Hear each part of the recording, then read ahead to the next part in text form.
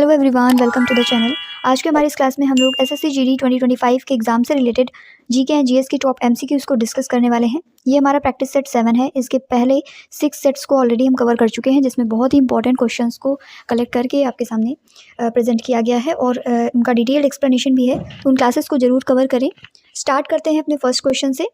पहला क्वेश्चन है हमारा, 11 जुलाई को प्रत्येक वर्ष कौन से दिवस के रूप में मनाया जाता है? तो 11 जुलाई को हर साल विश्व जनसंख्या दिवस मनाया जाता है, यानी वर्ल्ड पॉपुलेशन डे के रूप में सेलिब्रेट किया जाता है। अब कुछ important national and international days को डिस्कस करते हैं, जो कि एग्जाम में कई बार पूछे गए हैं। विश्व जनसंख्या दिवस 11 जुलाई। विश्व पर्यावरण दिवस जो है ये 5 जून को सेलिब्रेट किया जाता है। विश्व जल संरक्षण दिवस जो है ये 22 मार्च को मनाया जाता है। विश्व स्वास्थ्य दिवस 7 अप्रैल को। राष्ट्रीय खेल दिवस जो है ये 29 अगस्त को मनाया जाता है। राष्ट्रीय प्रौद्योगिकी दिवस यानी टेक्नोलॉजी डे जो है ये 11 मई को सेलिब्रेट किया जाता है। इसके अलावा में कुछ और इंपॉर्टेंट डेज को रिवाइज करते हैं, जैसे राष्ट्रीय मतदाता दिवस जो है, मतदाता दिवस ये सेलिब्रेट किया जाता है 25 जनवरी को। राष्ट्रीय पर्यटन दिवस जो है ये 25 जनवरी को ही सेलिब्रेट किया जाता है। इसके अलावा में कुष्ठ निवारण दिवस जो है, राष्ट्रीय कुष्ठ निवारण दिवस ये 30 जनवरी को सेलिब्रेट करते हैं। राष्ट्रीय प्रवासी भारतीय दिवस ये 9 जनवरी को सेलिब्रेट किया जाता है। अंतर्राष्ट्रीय लुई ब्रेल दिवस ये 5 जनवरी को सेलिब्रेट करते हैं। राष्ट्रीय बालिका दिवस 24 जनवरी को सेलिब्रेट किया जाता है, ध्यान में रखेंगे, राष्ट्रीय बालिका दिवस है ये। और 25 जनवरी को क्या सेलिब्रेट करते हैं? मतदाता दिवस। कुछ और इम्पॉर्टेंट दिवस हैं, जैसे 8 मार्च को क्या सेलिब्रेट करते हैं? तो 8 मार्च को सेलिब्रेट किया जाता है अंतर्राष्ट्रीय महिला दिवस। अंतर्राष्ट्रीय महिला दिवस बहुत ही इंपॉर्टेंट है। 20 मार्च को विश्व गौरैया दिवस सेलिब्रेट किया जाता है, गौरैया दिवस। 13 मार्च को धूम्रपान निषेध दिवस के रूप में सेलिब्रेट करते हैं। 22 मार्च बहुत ही इंपॉर्टेंट है, 22 मार्च को सेलिब्रेट किया जाता है विश्व जल दिवस, विश्व जल दिवस। और 23 मार्च को विश्व मौसम विज्ञान दिवस सेलिब्रेट करते हैं। 24 मार्च को विश्व टीबी दिवस सेलिब्रेट करते हैं। 8 मार्च को हम लोगों ने डिस्कस कर लिया अंतर्राष्ट्रीय महिला दिवस के रूप में। 3 मार्च एक इम्पॉर्टेंट है, विश्व वन्य जीव दिवस के रूप में सेलिब्रेट करते हैं 3 मार्च को। 3 मार्च को क्या सेलिब्रेट करते हैं? विश्व वन्य दिवस के रूप में। सभी इंपॉर्टेंट डेज आपको ध्यान में रखने हैं, एग्जाम में कई बार पूछे गए हैं। Next question, what causes the earth's magnetism, यानी कि पृथ्वी के चुंबकत्व जो है ये किसके कारण होता है? पृथ्वी का चुंबकत्व डायनामो इफेक्ट की वजह से होता है। डायनामो इफेक्ट क्या है? डायनामो इफेक्ट एक प्रिंसिपल है जो पृथ्वी का जो मुख्य चुंबकत्व है वो कहाँ से ओरिजिनेट होता है, इसको एक्सप्लेन करता है। डायनामो इफेक्ट की वजह से ही पृथ्वी का जो मैग्नेटिज्म है वो काम करता है। पृथ्वी का जो कोर है ना, बिल्कुल इनर वाला पार्ट, उसमें पिघला हुआ लोहा यानी Fe और निकल होता है, Fe प्लस निकल, आयरन और निकल इसमें पाया जाता है। कोर में जो संवहनी धाराएं हैं, ये जो धातुएं हैं, इनकी वजह से कोर से निकलने वाली जो गर्मी है उसके कारण संवहनी धाराएं बन जाती हैं, और जो संवहनी धाराएं बनती हैं वे इस आवेशित कणों को वहन करती हैं, जिसकी वजह से मैग्नेटिज्म क्रिएट होता है हमारी अर्थ में। तो पृथ्वी का चुंबकत्व किसकी वजह से होता है? पृथ्वी की सतह के निकट पृथ्वी के चारों ओर बहने वाली जो विद्युत धाराएं हैं इनकी वजह से होता है, और ये धाराएं सूर्य की वजह से भी उत्पन्न होती हैं। डायनामो इफेक्ट इसका मेन रीजन है। अर्थ का जो चुंबकत्व है यानी मैग्नेटिज्म है, ये हमारी पृथ्वी को बहुत ही ज़्यादा जो हानिकारक ब्रह्मांडीय विकिरण है, सोलर फ्लेयर्स हैं, उनसे बचाता है। इसलिए हमारी अर्थ का मैग्नेटिज्म बहुत ही इंपॉर्टेंट भी हो जाता है। हमारी अर्थ का जो मैग्नेटिक फील्ड है ना, ये हमारी अर्थ का मैग्नेटिक फील्ड ये पृथ्वी का जो घूर्णन अक्ष है उससे 11 डिग्री के कोण पर स्थित है। कई बार ये भी क्वेश्चन पूछ लिया जाता है। नेक्स्ट क्वेश्चन, आगे बढ़ते हैं। अगला क्वेश्चन है हमारा, दक्षिण अफ्रीका के शीतोष्ण घास के जो मैदान हैं उनको क्या कहते हैं? तो दक्षिण अफ्रीका के शीतोष्ण घास के मैदान यानी टेम्परेट ग्रासलैंड्स को कहा जाता है वेल्ड।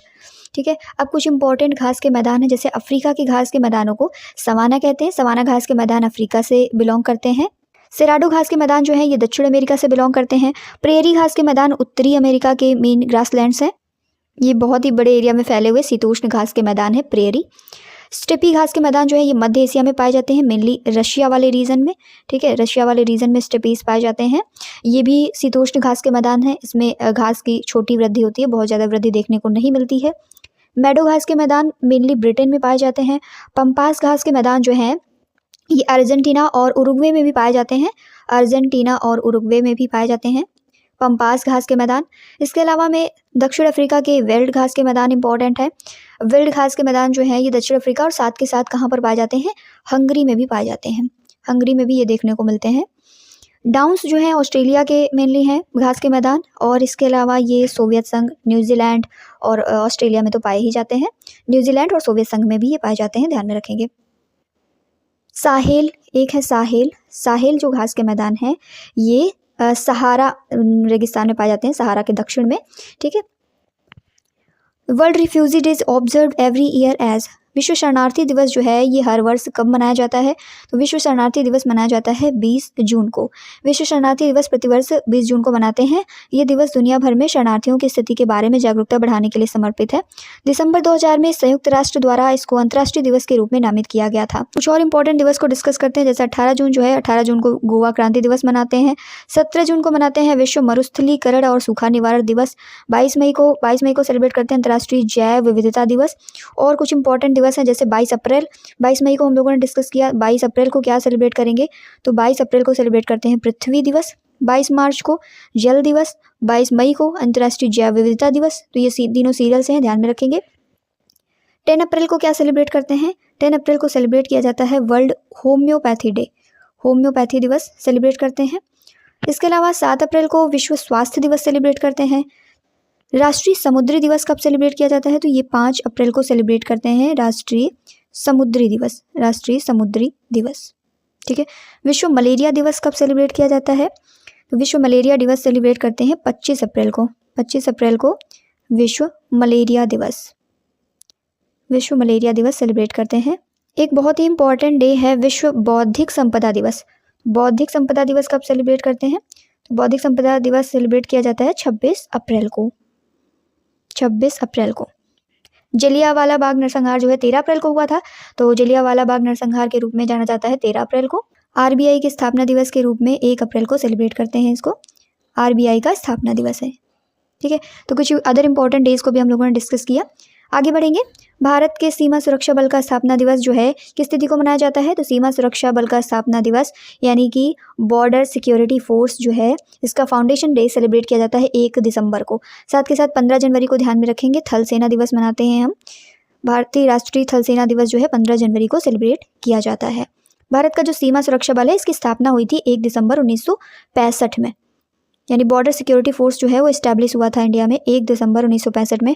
और 1 दिसंबर को सीमा सुरक्षा बल का स्थापना दिवस इसीलिए सेलिब्रेट करते हैं। सीमा सुरक्षा बल का जो गठन किया गया था वो KF रुस्तम जी के नेतृत्व में किया गया था। आगे बढ़ेंगे। भारतीय अर्थव्यवस्था में लघु उद्योग विकास बैंक यानी सिडबी कौन सी भूमिका निभाता है? तो सिडबी जो है यानी small industries development bank of India जिसे कहते हैं, ये सूक्ष्म लघु और मध्यम उद्यमों यानी MSMEs जो हैं उनके वित्त पोषित करना और उनको बढ़ावा देना, ये इसकी मेन भूमिका है। सिडबी का मुख्यालय की बात करें यानी लघु उद्योग और विकास बैंक जिसे small industries development bank of India कहते हैं, इसका मुख्यालय लखनऊ में है। और इसके CMD जो हैं अध्यक्ष एवं प्रबंध निदेशक वो श्री मनोज मित्तल हैं। आगे बढ़ेंगे। निम्नलिखित में से किस राज्य में भारत की सबसे बड़ी खारी आर्द्रभूमि सांभर झील स्थित है? तो सांभर झील जो है ये राजस्थान में स्थित है। और कुछ इंपॉर्टेंट झीलें और उनसे संबंधित राज्य यहाँ पर लिस्ट में हैं, डिस्कस करते हैं। जैसे वुलर झील जो है ये जम्मू कश्मीर से रिलेटेड है। वुलर झील के बारे में इंपॉर्टेंट पॉइंट ये है कि ये भारत की सबसे बड़ी मीठे पानी की झील है, जम्मू कश्मीर में लोकेटेड है, ध्यान में रखेंगे। इसके बाद में पिछौला झील, ये राजस्थान की झील है, राजस्थान के उदयपुर में सिचुएटेड है। पुलिकट झील जो है ये तमिलनाडु और आंध्र प्रदेश की बॉर्डर में सिचुएटेड है। लोकटक लेक मणिपुर में है। लोकटक के बारे में खास बात यह है कि ये तैरते हुए आइलैंड यहाँ पर पाए जाते हैं। लोनार लेक महाराष्ट्र में है। और राजस्थान की एक और बहुत ही इंपॉर्टेंट लेक है सांभर लेक। सांभर लेक जो है ये राजस्थान की भारत की सबसे ज़्यादा खारे पानी वाली झील है सांभर। और भारत की जो सबसे बड़ी मीठे पानी की झील है वो वुलर झील है, जम्मू कश्मीर में है। इसके अलावा में गोविंद वल्लभ पंत सागर झील, ये भारत की सबसे बड़ी मानव निर्मित झील है। ये कहाँ पर है? यूपी के सोनभद्र जिले में। ये यूपी में है, यूपी के सोनभद्र जिले में। ध्यान में रखेंगे कि ये भारत की सबसे बड़ी मानव निर्मित झील है। पुष्कर झील राजस्थान में है। राजस्थान की कुछ इंपॉर्टेंट झीलें जैसे पिछौला और पुष्कर और इसके अलावा में सांभर। नेक्स्ट क्वेश्चन, निम्नलिखित में से कौन सा पर्वत दर्रा उत्तराखंड में स्थित नहीं है? तो इनमें से जो दिए गए हैं ऑप्शंस, इसमें नाथुला जो है ये उत्तराखंड में स्थित नहीं है। अगर बात करें नाथुला दर्रे की तो ये कहाँ पर लोकेटेड है? नाथुला जो है ये हिमालय का एक पहाड़ी दर्रा है। ये इंडिया का जो सिक्किम राज्य है ना वहाँ पर लोकेटेड है। सिक्किम राज्य और जो दक्षिणी तिब्बत की चुंबी घाटी है इन दोनों को जोड़ने का काम करता है। इसके अलावा जो 3 दर्रे और दिए गए हैं ऑप्शन में, ये सभी उत्तराखंड में स्थित हैं। ठीक है, तो आप देख सकते हैं यहाँ पर इंडिया के कुछ इंपॉर्टेंट दर्रे दिखाए गए हैं। तुजू दर्रा जो है ये मणिपुर में है। अरुणाचल प्रदेश की कुछ इंपॉर्टेंट दर्रे हैं जैसे बोमडिला, यांग्याप और दिफू। सिक्किम के नाथुला और जेलपला ये इंपॉर्टेंट हो जाते हैं। जम्मू कश्मीर के इंपॉर्टेंट दर्रे हैं जोजिला, पीरपंजाल, काराकोरम, बनिहाल और बुर्जिला। हिमाचल प्रदेश के इंपॉर्टेंट दर्रे हैं रोहतांग, सिपकिला और बाड़ालाचा। उत्तराखंड के कुछ इंपॉर्टेंट दर्रे नीति दर्रा, लिपुलेख, माना दर्रा, लावाधुरा, लंपियाधुरा ये सभी जो हैं उत्तराखंड में स्थित हैं। तो इनमें से कौन सा उत्तराखंड में स्थित नहीं है? तो नाथुला जो है ये सिक्किम में स्थित है, उत्तराखंड में नहीं है। Next question, women freedom fighter of India ये बुक किसने लिखी है? तो ये बुक लिखी गई है संजय यादव के द्वारा। कुछ और इंपॉर्टेंट बुक्स हैं जैसे अर्थशास्त्र चाणक्य के द्वारा लिखी गई। प्लेइंग इट माई वे ये सचिन तेंदुलकर ने लिखा है। Birth of cinema Gopal Krishna के द्वारा लिखी गई बुक है।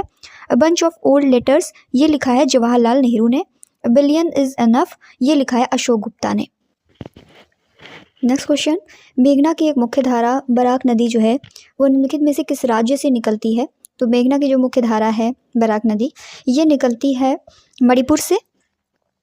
बराक नदी मणिपुर, मिजोरम, असम इन स्टेट से होकर के बहती है। बांग्लादेश में बहती है जहाँ इसे सुरमा और कुशियारा नदी के नाम से जाना जाता है। बराक नदी की टोटल लंबाई की बात करें तो इसकी लंबाई है लगभग 900 किलोमीटर। भारत की कुछ इंपॉर्टेंट नदियों को डिस्कस करते हैं जैसे गंगा नदी जो है, गंगा नदी का उद्गम होता है उत्तराखंड से, गोमुख से होता है इसका उद्गम। और यमुना की बात करें तो यमुना भी उत्तराखंड के यमुनोत्री ग्लेशियर से निकलती है। गंगा मेनली गंगोत्री से और यमुना यमुनोत्री ग्लेशियर से निकलती है। और बाद में प्रयागराज में आकर के गंगा में ही यमुना जो है मीटअप हो जाती है, संगम में ये गंगा नदी के साथ में मिल जाती है। और एक इम्पॉर्टेंट पॉइंट ये है कि ये जो गंगा रिवर है और यमुना रिवर है, इन दोनों के जो बीच का स्थान है इसको क्या कहा जाता है? तो इसको दोआब कहते हैं, दोआब कहा जाता है, दो नदियों के बीच का स्थान। भारत के जो इम्पॉर्टेंट रिवर सिस्टम्स हैं उनमें से एक है ब्रह्मपुत्र रिवर सिस्टम, जो कि हमारे पूरे नॉर्थ ईस्ट को कवर करता है और बांग्लादेश से होकर के बंगाल की खाड़ी में इसका वाटर फ्लो होता है। दूसरा है सिंधु रिवर सिस्टम, ये भी बहुत इंपॉर्टेंट है। ठीक है, और तीसरा है गंगा नदी रिवर सिस्टम।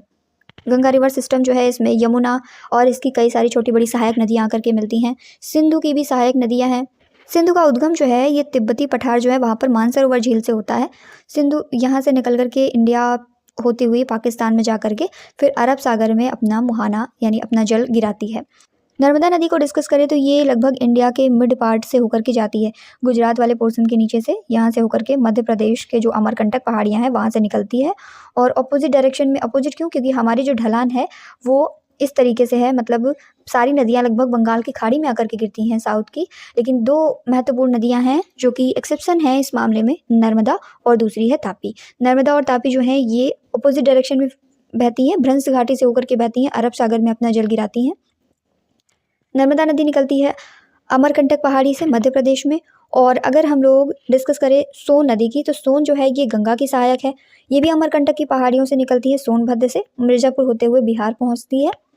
ये जो गंगा रिवर है और इधर से आती हुई ब्रह्मपुत्र, ये दोनों बांग्लादेश में मिलकर के बंगाल की खाड़ी में अपना जल गिरा देती हैं। यहीं पर सुंदरवन डेल्टा स्थित है। ठीक है, तो ये नदियों का पूरा सिस्टम है। Which amendment made the right to education in a fundamental right? किस संशोधन ने शिक्षा के अधिकार को मौलिक अधिकार बनाया था? तो शिक्षा के अधिकार को मौलिक अधिकार बनाए हैं 86 नंबर अमेंडमेंट ने। संविधान में आर्टिकल 21A इसके तहत जोड़ा गया और इस अनुच्छेद के मुताबिक जो 6 से 14 साल के बच्चे हैं उनको मुफ्त और अनिवार्य शिक्षा दिए जाने का प्रावधान रखा गया था। इसके अलावा 86 संशोधन के जरिए संविधान के अनुच्छेद 51A में भी एक नया मौलिक कर्तव्य जोड़ा गया था। कर्तव्य ये होगा कि हर नागरिक को 6 से 14 साल के बच्चों को शिक्षा का अवसर देना चाहिए। माता पिता के लिए बेसिकली ये कर्तव्य है कि वो अपने बच्चे को मुफ्त और अनिवार्य शिक्षा जो है 6 से 14 साल के बच्चों को वो मुहैया कराएं।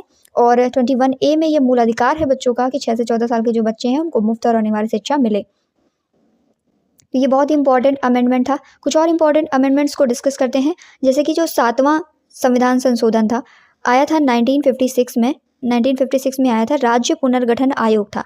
उसकी रिपोर्ट के आधार पर राज्यों का जो भाषाई आधार पर पुनर्गठन है इसका संशोधन किया गया था। इसके बाद 42वें संविधान संशोधन की बात करें तो ये कब आया? तो 42वां संविधान संशोधन आया था 1976 में। ये था 42वां संविधान संशोधन। इस संविधान संशोधन के जरिए सरकार ने जो इमरजेंसी थी उसके दौरान बहुत सारे अधिकार अपने हाथ में ले लिया और न्यायपालिका के जो अधिकार हैं उनमें भी कटौती की थी। इसमें बहुत सारे चेंजमेंट हुए, इसे लघु संविधान की संज्ञा भी दी जाती है। और इंदिरा गांधी के समय में स्वर्ण सिंह आयोग की सिफारिश पर इसका जो है संशोधन ये किया गया था और अभी तक का सबसे बड़ा संविधान संशोधन ये कहा जाता है, इसलिए इसको मिनी कॉन्स्टिट्यूशन की संज्ञा भी दी जाती है। इसमें एक बहुत ही इंपॉर्टेंट पॉइंट ध्यान में रखेंगे, यहाँ पर जो संविधान की प्रस्तावना है उसमें धर्मनिरपेक्ष यानी पंथ निरपेक्ष, समाजवादी और अखंडता इन 3 शब्दों को जोड़ा गया था। ठीक है, 61वें संविधान संशोधन की बात करें, 61वां संविधान संशोधन जो कि आया था 1989 में आया था ये, और इसमें क्या किया गया था, मताधिकार की उम्र जो है वो 21 वर्ष से घटा करके 18 वर्ष करी गई थी। ये कई बार एग्जाम में क्वेश्चन पूछा गया है कि कौन से संविधान संशोधन के अंतर्गत जो मतदान की आयु है वो 21 वर्ष से घटाकर 18 वर्ष की गई। तो ये 61वां संविधान संशोधन था। कौन से ईयर में आया था, 1989 में आया था ये। इसके बाद एक बहुत इंपॉर्टेंट संविधान संशोधन है 73वां संविधान संशोधन। ये कब आया था, ये 1992 में आया था। पंचायती राज संस्थानों को 11वीं अनुसूची के तहत इसमें शामिल किया गया था। पंचायती राज की अवधारणा है इसमें। ठीक है, तो ये संविधान संशोधन कौन सा था, 73वां संविधान संशोधन था। कब आया था, 1992 में आया था। इसके बाद 2017 में एक बहुत ही इंपॉर्टेंट अमेंडमेंट आया था, 101वां संविधान संशोधन जो कि 2017 में आया। गुड्स एंड सर्विस टैक्स के लिए, जीएसटी के लिए ये आया था। गुड्स एंड सर्विस टैक्स को लागू करने के लिए इसको संविधान संशोधन किया गया था। Next question, fort William college की स्थापना जो है किसके द्वारा भारत में सिविल सेवाओं के लिए युवा ब्रिटिश रिक्रूटों को प्रशिक्षित करने हेतु की गई थी। तो फोर्ट विलियम कॉलेज की स्थापना की गई थी लॉर्ड वेलेस्ली के द्वारा। लॉर्ड वेलेस्ली के प्रयासों से भारत में सिविल सेवाओं के लिए युवा ब्रिटिश रिक्रूटों यानी ब्रिटिश रिक्रूट्स के लिए को प्रशिक्षित करने के लिए स्थापना की गई थी फोर्ट विलियम कॉलेज की। भारत के कुछ इंपॉर्टेंट वायसराय हैं, जैसे लॉर्ड कैनिंग की बात करें तो लॉर्ड कैनिंग जो हैं ये भारत के पहले वायसराय थे। भारत के पहले वायसराय की अगर बात करें तो भारत के पहले वायसराय थे लॉर्ड कैनिंग। ठीक है, रॉबर्ट क्लाइव इन्होंने द्वैध शासन स्टार्ट किया था, इसलिए ये इंपॉर्टेंट है। विलियम बेंटिक सती प्रथा का अंत इन्होंने किया था। लॉर्ड कॉर्नवालिस जो थे ये पुलिस प्रशासक के जनक कहे जाते हैं, पुलिस प्रशासन के जनक। वॉरेन हेस्टिंग्स जो हैं ये बंगाल के अंतिम गवर्नर थे। लॉर्ड माउंटबेटन जो है ये भारत की आज़ादी के लिए इंपॉर्टेंट है, भारत के आखिरी वायसराय थे ये। लॉर्ड लिनलिथगो जो है ये 1936 से 1944 तक भारत के वायसराय रहे हैं। कौन, लॉर्ड लिनलिथगो। लॉर्ड रीडिंग की बात करें तो ये 1921 से 1926 तक थे भारत के वायसराय। लॉर्ड मेयो उनका असली नाम था रिचर्ड बॉर्के। चक्रवर्ती राजगोपालाचारी की बात होती है तो ये भारत के आखिरी गवर्नर जनरल थे जो कि भारतीय थे। भारत सरकार अधिनियम जो आया था 1858, इसको मंजूरी मिलने के बाद भारत सरकार के प्रमुख को भारत के वायसराय के द्वारा नामित किया गया था। मतलब जो भारत सरकार का प्रमुख होगा उसको भारत का वायसराय कहा जाएगा। 1857 के समय 1857 का जो 1857 का विद्रोह हुआ उसके समय भारत के गवर्नर जनरल कौन थे, क्वेश्चन पूछा जाता है तो लॉर्ड कैनिंग थे। ध्यान में रखेंगे, लॉर्ड कैनिंग थे 1857 की रिवॉल्यूशन के समय भारत के गवर्नर जनरल। वॉरेन हेस्टिंग के बारे में पूछा जाता है। वॉरेन हेस्टिंग जो है ये बंगाल के पहले गवर्नर जनरल थे। बंगाल के पहले governor general Warren Hastings. Robert Clive ये बंगाल के पहले गवर्नर थे। नेक्स्ट क्वेश्चन, भारत में विक्टोरिया मेमोरियल का निर्माण कब किया गया, when was Victoria memorial built in India. तो ये बना था 1906 में। कुछ इंपॉर्टेंट टेम्पल्स हैं, इनको डिस्कस करते हैं। तो जैसे बद्रीनाथ मंदिर है कहाँ पर लोकेटेड है, उत्तराखंड में है। केदारनाथ मंदिर गढ़वाल क्षेत्र उत्तराखंड में स्थित है। यमुनोत्री मंदिर जो है ये उत्तरकाशी उत्तराखंड में है। गंगोत्री मंदिर भी उत्तरकाशी उत्तराखंड में है। बहुत ही इंपॉर्टेंट है कोणार्क सूर्य मंदिर जो कि ओडिशा में लोकेटेड है। जगन्नाथ मंदिर भी ओडिशा में है। लिंगराज मंदिर भी ओडिशा में है। रायसेन मध्य प्रदेश में सांची स्तूप लोकेटेड है। केरल में पद्मनाभ स्वामी मंदिर है। स्वर्ण मंदिर कहाँ पर है, अमृतसर पंजाब में। महाबोधि मंदिर है बिहार में, बौद्ध धर्म से रिलेटेड है। कामाख्या मंदिर बहुत ही इंपॉर्टेंट है, नीलाचल पहाड़ी में है, गुवाहाटी असम में। मार्च 2024 में इस्तीफा देने वाले मनोहर लाल खट्टर भारत के किस राज्य के मुख्यमंत्री थे, जिन्होंने मार्च 2024 में इस्तीफा दिया है। करंट से रिलेटेड क्वेश्चन है। हरियाणा के ये मुख्यमंत्री थे। अब कुछ इंपॉर्टेंट चीफ मिनिस्टर्स को डिस्कस करते हैं। जैसे ओडिशा के नए मुख्यमंत्री कौन है, तो ओडिशा के नए मुख्यमंत्री हैं मोहन चरण मांझी, भाजपा से बिलोंग करते हैं ये। आंध्र प्रदेश के नए मुख्यमंत्री हैं एन चंद्रबाबू नायडू, तेलुगु देशम पार्टी से। डिप्टी सीएम यहाँ के पवन कल्याण हैं, जनसेवा पार्टी से। छत्तीसगढ़ के नए मुख्यमंत्री हैं विष्णुदेव साय, भाजपा से बिलोंग करते हैं। तेलंगाना के नए मुख्यमंत्री रेवंत रेड्डी, कांग्रेस से बिलोंग करते हैं। मिजोरम के नए मुख्यमंत्री हैं लाल दुहोमा, जेपीएम से हैं, जेडपीएम से। और मिजोरम के नए मुख्यमंत्री हैं लाल दुहोमा, जेडपीएम से हैं। मध्य प्रदेश के नए मुख्यमंत्री मोहन यादव, भाजपा से। राजस्थान के नए मुख्यमंत्री हैं भजन लाल शर्मा, ये भी भाजपा से हैं।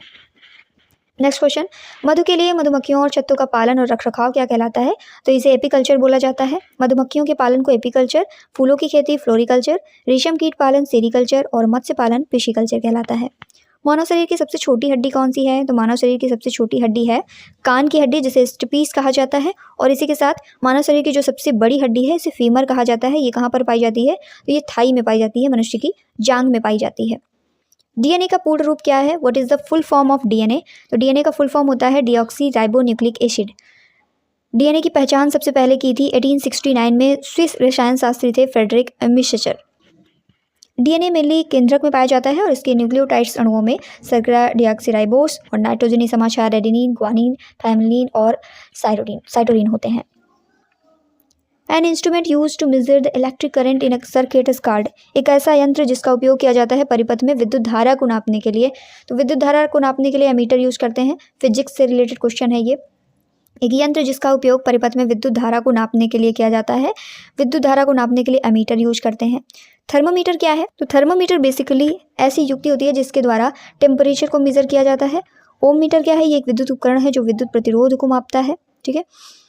जाइरोस्कोप क्या है? जाइरोस्कोप से किसी वस्तु की कोणीय गति को मापा जाता है, यानी कि एंगुलर स्टेट क्या है उसकी, एंगुलर पोजीशन को नापने के लिए, कोणीय स्थिति को नापने के लिए जाइरोस्कोप का यूज करते हैं। भारत के निम्नलिखित में से किस झील को रामसर स्थलों में शामिल नहीं किया गया है? तो ऑप्शन नंबर ए जो है डल झील, ये भारत में रामसर स्थलों में शामिल नहीं है। इसके अलावा चिल्का लेक, लोकटक लेक और कीकम लेक ये सभी रामसर स्थलों में शामिल हैं। डल झील जो है वो रामसर स्थलों में शामिल नहीं है, ये जम्मू कश्मीर स्टेट में लोकेटेड है। उत्तर भारतीय मैदान की जो दलदल पट्टी है इसे तराई के नाम से जानते हैं। इंडिया में जो हम लोग हिमालय वाला रीजन देखते हैं उसके बाद हमारा नॉर्थ इंडिया स्टार्ट होता है। तो उत्तर भारत के जो मैदान है उनमें जो दलदली पट्टी है, यानी पहाड़ों की जस्ट नीचे फुटहिल वाला रीजन, इसको तराई का क्षेत्र कहा जाता है। ये क्षेत्र पश्चिम में यमुना नदी से लेकर के पूरब में ब्रह्मपुत्र नदी तक पूरा फैला हुआ है। दोआब क्या है? दोआब दो नदियों के बीच का एरिया कहलाता है। जैसे गंगा नदी और यमुना नदी है तो ये प्रयागराज में इनका संगम होता है, तो इनके बीच का जो एरिया है इसको कहते हैं दोआब। दोड्डा बेटा किस पर्वत श्रृंखला का सर्वोच्च शिखर है? तो दोड्डा बेटा जो है ये नीलगिरी का सर्वोच्च शिखर है। पूर्वी और पश्चिमी घाट के पर्वत जो है नीलगिरी पर्वत श्रृंखला में मिलते हैं। जो हम साउथ इंडिया में देखते हैं ये पूर्वी घाट और ये पश्चिमी घाट, ये कहाँ पर आकर के मिलते हैं? तो ये नीलगिरी पर्वत श्रृंखला में मिलते हैं और इसका सर्वोच्च शिखर है दोड्डा बेटा। इसकी ऊंचाई कितनी है? इसकी ऊंचाई है 2637 मीटर। दक्षिण भारत का दूसरा सर्वोच्च शिखर है ये। अरावली पर्वत श्रृंखला की बात करें तो इसका सर्वोच्च शिखर है माउंट आबू और ये 1722 मीटर पर स्थित है माउंट आबू की पहाड़ियाँ। सतपुड़ा पर्वत श्रृंखला जो है इसका सर्वोच्च शिखर है धूपगढ़, जिसकी ऊंचाई है 1350 मीटर। पंचमढ़ी के निकट महादेव पर्वत पर यह स्थित है। दादा साहब फाल्के पुरस्कार पाने वाले प्रथम व्यक्ति का नाम बताना है। तो दादा साहब फाल्के अवार्ड जो है वो सबसे पहले देविका रानी को मिला था। Next question, in which part of Indian constitution are the fundamental rights of citizen included? नागरिकों के मूल अधिकार भारतीय संविधान के किस भाग में सम्मिलित किए गए हैं? नागरिकों के मूल अधिकार भाग 3 में सम्मिलित किए गए हैं। कुछ इंपॉर्टेंट पॉइंट्स जैसे कि भारत के संविधान के भाग 3 में नागरिकों के मूल अधिकार हैं। भाग 1 में क्या है? भाग 1 में संघ का नाम और राज्य क्षेत्र आता है। भाग 4 के ए में मूल कर्तव्यों का वर्णन है। भाग 7 में पहली अनुसूची के भाग ख के राज्य आते हैं। भारतीय संविधान के किस संशोधन द्वारा लोकसभा सीटों की संख्या को 525 से बढ़ाकर के 545 सदस्य कर दिया गया था? तो ये 31वां संविधान संशोधन था जिसमें लोकसभा की सीटों की संख्या 525 से बढ़ा करके कितनी कर दी गई थी? 545 कर दी गई थी। ये अधिनियम वर्ष 1973 में पारित किया गया था। कौन सा शिक्षा आयोग 1882 में नियुक्त किया गया था?